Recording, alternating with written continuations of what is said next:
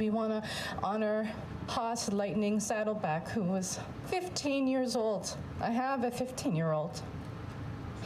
And Jason West, who's 57, and Tammy Bateman, who was 39, and Danny Knife, who was 31, and Jack Pichet, who was 31, and Iggy, who was 31. We're tired, but we have to find the strength to come, and when we see injustice, to say it. Since August 29th, 6 Indigenous people across Canada have lost their lives in 11 days in events involving the RCMP. On Wednesday night, a vigil was held in downtown Montreal to honor their lives and highlight the urgency to put a stop to the violence.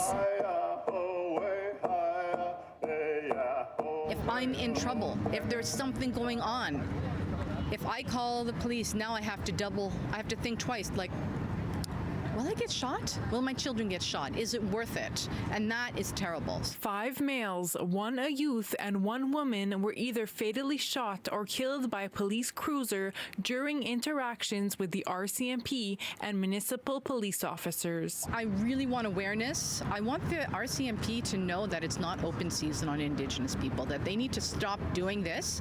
I want the families of those that were murdered to know that Montreal, we hear you, we see you, we're here for you.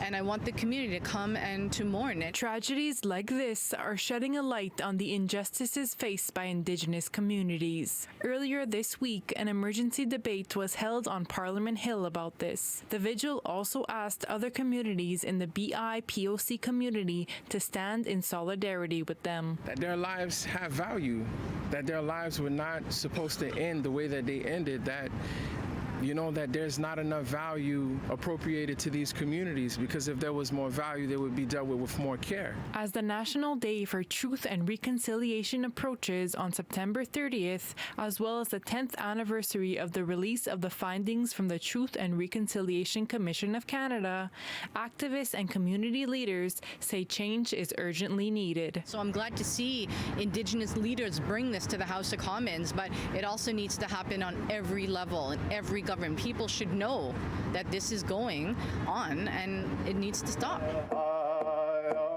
In Montreal, Adriana Gentile, City News.